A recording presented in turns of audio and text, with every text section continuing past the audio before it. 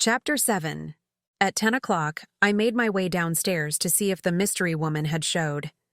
As I neared the chapel, I could make out Frankie's laugh. I peeked into the waiting room to find Frankie and a woman sitting on the couch in conversation. I took a moment to watch her before I made my presence known. She was probably in her early 30s, though could pass for 20-something. She had shimmering blonde hair, honey-colored eyes, and dressed with flawless, effortless style, as if she woke in the morning and was completely perfect. Totally not fair. I think I might hate her. I entered the room with a small cough. "You're finally awake," Frankie said as I made my way to the couch. "We were just talking about you." I eyed Frankie, who normally didn't greet the morning so early after a long night of work. With a pleasant smile, I introduced myself to the woman. She shook my hand and introduced herself as Gwen Miller. My brain stalled. Miller? It's a common name, I reasoned, but... Are you related to Grayson Miller? She gave a slight nod. I'm his sister-in-law. But David's married to Maya. Does he have a brother I'm not aware of? I'm Ian's wife. My brain flatlined. Ian's wife? Her eyes carefully watched as I processed the information. "He's married?" Frankie gasped. He shook his head in dismay. "You can't trust the rich and handsome." If you're married to Ian, that means... I attempted to gather my thoughts. "It means he's a two-timing SOB." Frankie filled in the blank. But it also means I'm not married to him, right? He married you? Gwen asked, scanning me. A few months ago. I've been waiting for him to return to annul it. I'm sorry you had to find out this way. I hate to say it, but I'm relieved he's already married. You don't want him? She asked as though I might have a screw loose. "No, she's hung up on Grayson." I can see why. She said thoughtfully. At least you would know he's busy at work. With Ian, he's off on adventures and marrying other women. She said dryly. Why did you marry him if you'd rather have Grayson? Frankie tisked and leaned in to confide. "Grayson needed to be dropped a peg. He's been hiding in his penthouse with his hot little assistant. I figured what better way to make him jealous than by marrying Ian and Nadia." Frankie, you were drunk when you married us. It had nothing to do with a plan to make him jealous. "But when he found out, the veins in his neck began twitching, didn't they?" He nearly bit off my head. Frankie smiled. "You can thank me later." A smile played across Gwen's perfectly structured face with perfectly applied makeup. I'd like to stick around and see how this plays out. Unfortunately, I need to find my husband. It seems as though I'm always one step behind. I was reminded of the man from Sierra Leone. There was a man here looking for Ian. I think Ian might be in trouble. Did he say what he wanted? Gwen asked. He said Ian stole a necklace. Gwen was thoughtful for a moment before saying, It might be true. I can't believe it. Not that I know him well enough to make a judgment one way or another, but I'd like to think he'd steer clear of illegal activities with David as a brother. David can be a formidable older brother. His heart is in the right place. It just makes it more imperative I find Ian. Did Ian happen to leave anything behind? No, he was never here. I watched her features as her composure remained calm and impassive. How could a wife find out her husband married another woman and stole a necklace, and not want to punch someone? I didn't mean to marry Ian. I don't even think we slept together. I mean, we slept in the same bed. But I don't think we actually did. This is awkward. I don't hold it against you, Nadia. I married Ian knowing full well his faults. If he gets in touch with you, please give me a call. Gwen said, handing me her card. I will, I said. If you didn't know Ian married me, how did you know to come here? She smiled and headed to the door. He leaves breadcrumbs wherever he goes, and I know he was here. She slipped on her sunglasses and stepped out the door. I glanced down at the card, flipping it over a couple of times. Frankie peeked over my shoulder. Classy. Is that extra heavy cardstock? I don't want to call her. You probably won't hear from Ian. Why would he come back to wife number 2 when wife number 1 is on the hunt? True. I guess I should talk to a lawyer to make sure I'm not married. But, I said, glancing at the card, I think I'll call Maya and see if she knows anything about Gwen. What do you mean he's already married? Maya demanded. How is that possible? My eyes darted around the cafe. No one seemed to notice the high-pitched outburst. She said her name is Gwen Miller, and she's married to Ian, and she's not the first person to come looking for him. I just can't believe it. She shook her head. I was so excited that you were my sister-in-law. Now I have a different one? I think you're missing the point. No, I'm not. I want you as a sister-in-law. It doesn't look like that's going to happen. I'm going to annul the marriage.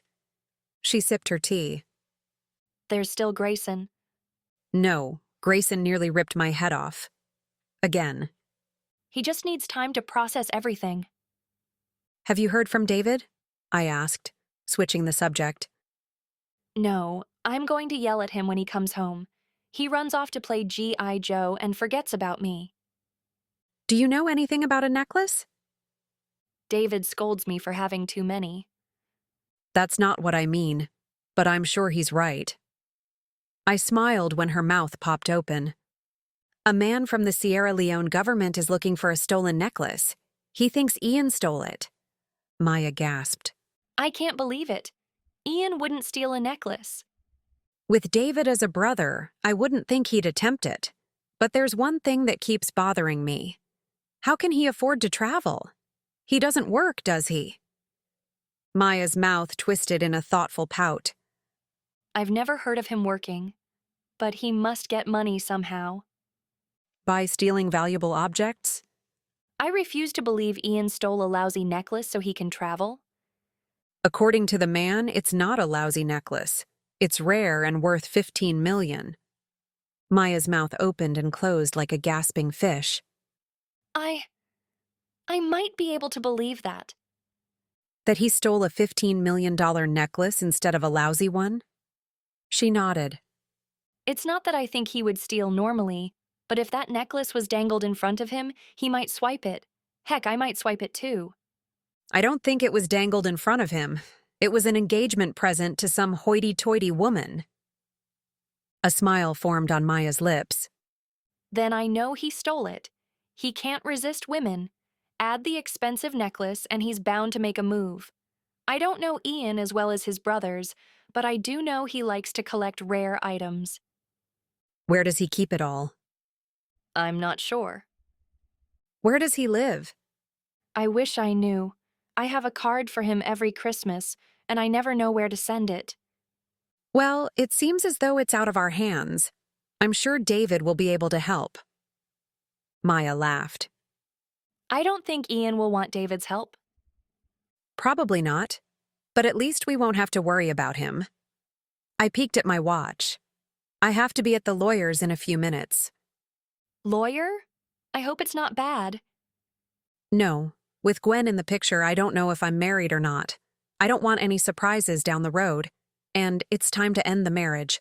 I was too angry before. Now I just want my freedom. I understand. Call me and let me know how it goes. I nodded and stood to leave. I hesitated as a thought swirled. Maya, does Ian send you postcards? No, I wish he would. It'd be fun to see where he goes. But I'm sure he knows it's one more way for David to keep track of him. I sat cross-legged in my living room, pondering Ian's postcards that were spread across the floor. There were at least 20, each with a different African animal. Why would he send these? I turned over the giraffe. Besides my address and a stamp, there was only a letter B. I turned a few more over to find letters and numbers. Only the zebra had a message. It was the first postcard I had received from him. I read the message again, looking for some kind of clue. My sweet wife, I had to leave. I'll be home soon and make things right. Yours, Ian. Frankie burst through the door. I jumped at his sudden intrusion, flinging the postcard across the room. "Knock next time," I scolded, clutching my skipping heart. This is too important. Look what I have. He bounded over the postcards and shoved a card under my nose. "All Celebrities Chapel Frequent Marriage Rewards Card," I read, my brows furrowed. Why would anyone need a frequent marriage rewards card? It's perfect for everyone, look. He pointed to my name written on the card. I started one for you and gave you credit for Ian. Now all you have to do is get hitched one more time and you'll get the third marriage for free.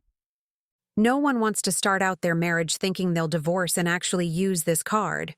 It's like giving them bad news on their wedding day. We both know the divorce rate statistics, and we both know our clients are drunk 90% of the time. Still, it's bad juju. He turned the card over.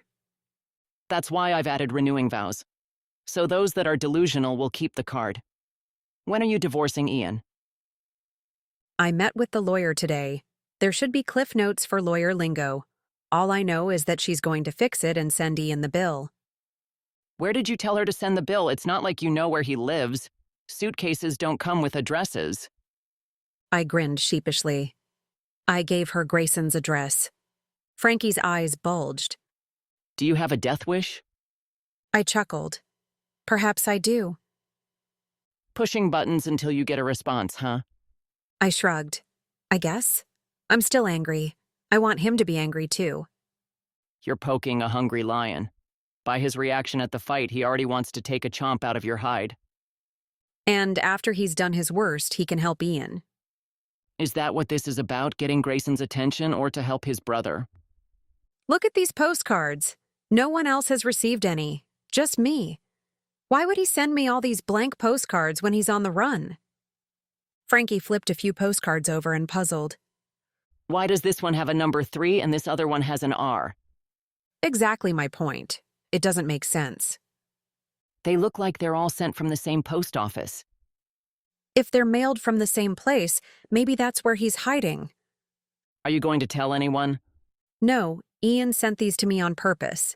He obviously doesn't want anyone else to know. What are you going to do? Buy a plane ticket to Africa and try to find him? There's no way I'm traipsing through Africa looking for a married thief, but I will try to figure out this riddle, then let David sort it out. I'm not good at solving riddles. Maybe put them in order by date and see if they spell anything. That might work. I scooped up the pile and began sorting. Frankie's pocket crooned with a song I didn't recognize. He pulled out his phone and scanned it. That damn frog has higher numbers. Frog? I eyed Frankie as he paced the floor. He shoved the phone into his pocket only to pull it out and scowl again. Charming sent over his numbers. They're beating us. How is that possible? Our numbers were great, and you distracted him long enough for Lenny to fill a bus. He had the rest of the night to lure other couples. Are you sure those numbers are accurate? Maybe he's lying to you? I don't think he would lie. He knows it would spur me into action. That's the last thing they'd want if they were behind, which they're not. With numbers like these, he doesn't consider us competition. We could lose gracefully. Maybe he won't proceed with the billboard if we end things amicably. Not likely. Along with the numbers, he sent me the preliminary billboard design. Let me see. Frankie passed his phone to my outstretched hand. I suppressed a smile when I saw Charming's booted foot on a subdued Lenny ogre, while his sword jutted upwards, piercing a vicious Frankie dragon. Frankie's face was twisted in agony at the deadly blow. I was depicted as the saved maiden kneeling at Charming's feet, bosoms pressed against his thigh, swooning at his broad, sparkling smile. It's not bad, I said, ignoring my churning stomach. You've told me there's no such thing as bad publicity. I'd rather not be clinging to Charming, but there are worse fates. He put my face on a dragon and skewered me. Would you rather be the ogre? I'm sure he'd allow the switch. Personally, I think Lenny is more of an ogre. I don't want to be either. Then you'll have to be the maiden, Frankie mumbled. I didn't hear that. He mumbled again. I picked up the word maiden. Frankie, I pealed with laughter. Do you want to be the maiden? He bristled. No, I want to win. I refuse to have this billboard go up. I watched his face turn crimson as he resumed frantically pacing back and forth. I've never seen Frankie worked up into such a tizzy over something so silly. You have a crush on Charming, don't you? I asked in wonder. He stalled and turned to me. I don't have a crush. I don't want to be a dragon or an ogre. Or a maiden. We are going to win this stupid challenge, even if it kills us. Be prepared to work around the clock. He barked and stormed out. Interesting, I thought and stifled a laugh. I turned my attention back to the postcards and laid them in order. It only confirmed my suspicion. These postcards are useless. Gus waddled over and plopped down, sprawling across the postcards. Do you need attention or food? I asked. Since he never moved for something as trivial as attention, it must be food. Do you want more diet nibbles? He played dead, except for a scowl that I'm starting to think is permanent.